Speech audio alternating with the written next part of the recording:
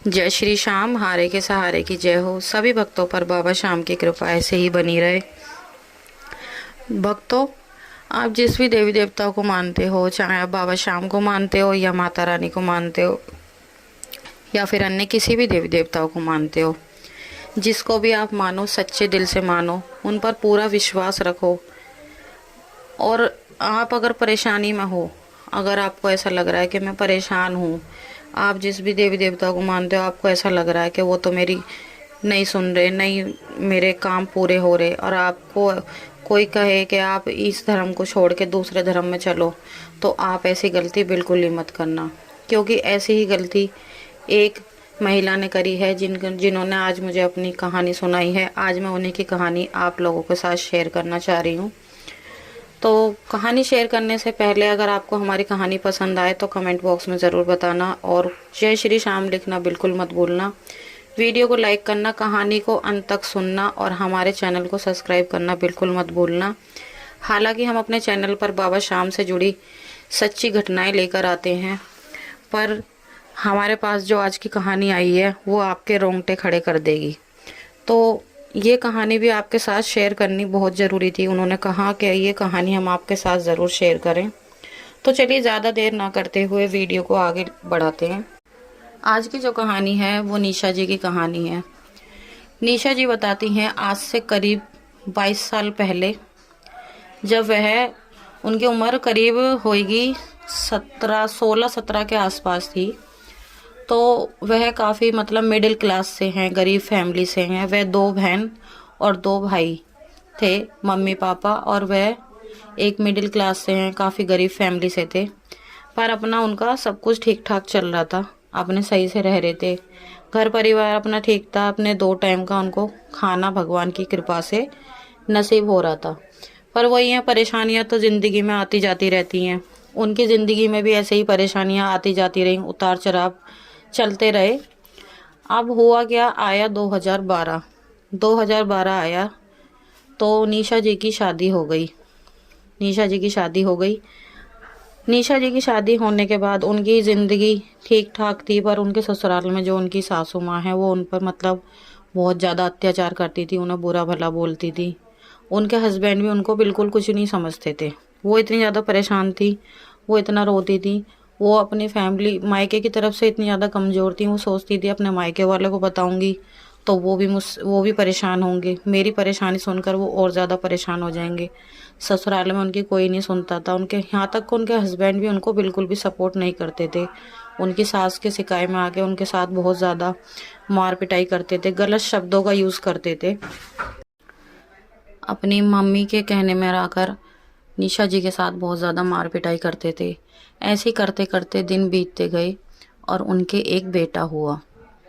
तो उनके एक बेटा हुआ, पर उसके बाद भी उनके साथ करे गए अत्याचार बिल्कुल भी बंद नहीं हुए। उनके साथ अत्याचार ऐसे ही जारी रहे। वो बहुत ज़्यादा परेशान होने लगी, बहुत ज़्यादा रोती थी, मन ही मन परेशान होती थी, सोचती थी मैंने ऐसा क्या कर दिया, अपनी किस्मत को कोसती थी, सोचती थी मैं अपना दुख किसको बताऊं। फिर उन्होंने माता वैष्णो देवी को मानना शुरू किया। वो माता वैष्णो देवी को बहुत ज़्यादा मानती थी, बहुत ज़्यादा उनको मानने लगी। उनको हर बात, जिस तरह से हम किसी इंसान के साथ बात करते हैं ना, उसी तरह से वो माता वैष्णो देवी को सब बात बताती थी, सब बात कहती थी कि माँ मैं इतनी परेशान हूँ, मेरी परेशानी को ख़त्म करो, ये मेरे साथ ऐसे कर रहे हैं। उनके हस्बैंड दारू भी बहुत ज़्यादा पीते थे, पर वो हर बात उन्होंने माता वैष्णो देवी को ऐसा मान लिया था जैसे वह उनकी माँ है, इस तरह से उनको मान लिया था। तो वह उनको हर बात बताती थी, हर बात उनके साथ शेयर करती थी। और देखो, वो कहते हैं ना, अगर आप किसी भी भगवान को मानो तो वो आपकी ज़रूर सुनते हैं। उनके साथ भी कुछ ऐसा ही हुआ। माता वैष्णो देवी ने उनका इतना ज़्यादा साथ दिया, इतना ज़्यादा साथ दिया, आज वो खुद बताती हैं कि आज वो उनकी कृपा से बहुत बहुत बहुत ज़्यादा खुश हैं। उनको जो उनके साथ पहले होता था, 100 में से 99% उनके हस्बैंड में सुधार आ गया और आज वो खुश हैं। और वो माता रानी से जो भी वो कहती थी, जैसे कोई बेटी अपनी माँ को अपना दुख बताती है और उसकी माँ उसकी सुनती है, इसी तरह से उन्हें जो भी कोई परेशानी होती थी, ये देखो, अगर उनका कुछ खाने का ही मन करता था ना और वो बोलती थी और वो माता रानी को बोलती थी कि माँ आज मुझे ये खाना है, तो उनको वो ही मिलता था। और उन्होंने माता रानी को बोल दिया था कि माँ मुझे इस लायक कर दो कि मैं अपना घर खरीद सकूं। और माता रानी ने इतनी कृपा करी उनके ऊपर कि माता रानी की कृपा से वो अपना मकान खरीदने ही वाली थी। माँ ने उन्हें इस लायक कर दिया था कि वो एक वक्त की उन पर, ये देखो इतनी परेशानी थी, ये समझ लो बस गुजारे लायक उनके पास 2 रोटी की बस व्यवस्था थी और कुछ नहीं था। और माता रानी की इतनी कृपा हुई कि वो हैंड टू हैंड करंट में 15 से 20 लाख का अपना खुद का मकान खरीद सकती थी।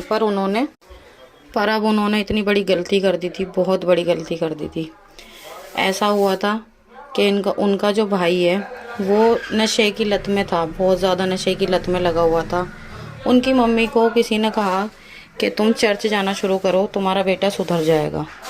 और निशा जी के उस दौरान जब तक 2 बेटे हो चुके थे, उनका जो छोटा बेटा है उसके गले में हल्की सी गांठ थी, उन्होंने ध्यान नहीं दिया था, वो उसके जन्म की ही थी। उन्हें ऐसा लगा, वो घर में लड्डू गोपाल को ले आई थी और लड्डू गोपाल की वो बहुत मन लगा के सेवा करती थी। उन्हें लगा कि शायद जब से मैं लड्डू गोपाल की सेवा करने लगी हूँ, जब से मेरे बेटे की ये हालत हो गई है, और फिर उन्हें लगा कि मैं भी वहाँ जाऊँगी तो मेरा बेटा भी ठीक हो जाएगा। तो वो भी अपनी मम्मी के साथ चर्च जाने लगी।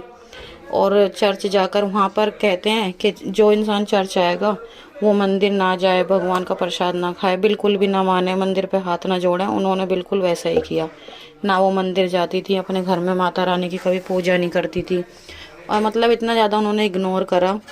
फिर वो कहते हैं ना कि जब आपको जो भगवान दे रहे हैं और आप अपने धर्म को छोड़ के दूसरे धर्म में जा रहे हो, तो भगवान को भी सबक सिखाना भी आता है। फिर वही माता रानी ने उनके साथ करा। माता रानी ने उनको ऐसा झटका दिया, ऐसा झटका दिया कि माता रानी ने उन्हें इतना ज़्यादा ऊंचाइयों तक पहुंचा दिया था और मिनटों में उन्हें नीचे लाकर फेंक दिया।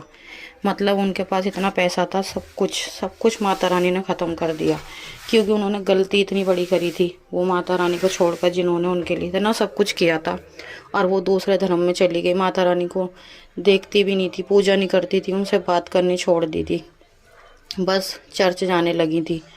और आज उन्हें अपनी गलती का इतना ज़्यादा पछतावा है, इतनी ज़्यादा वो रोती हैं, कहती हैं कि जो मैंने गलती करी वो जीवन में और कोई ना करे। इसलिए उन्होंने आज की ये कहानी हमारे पास भेजी है।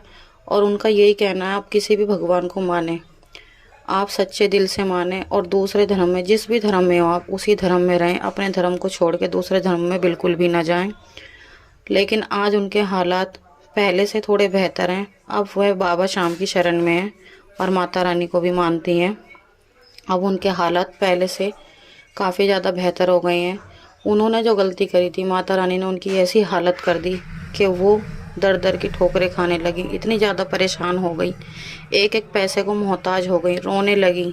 खाने तक की उनको कोई व्यवस्था नहीं थी, खाने के भी उनको मतलब इतनी ज़्यादा परेशानी होने लगी कि वो सोचती थी एक टाइम की खा लेंगे तो दूसरे टाइम के लिए पैसे कहाँ से आएंगे। ये देखो, ये हालत माता रानी ने उनकी कर दी थी, सिर्फ उनकी एक गलती की वजह से।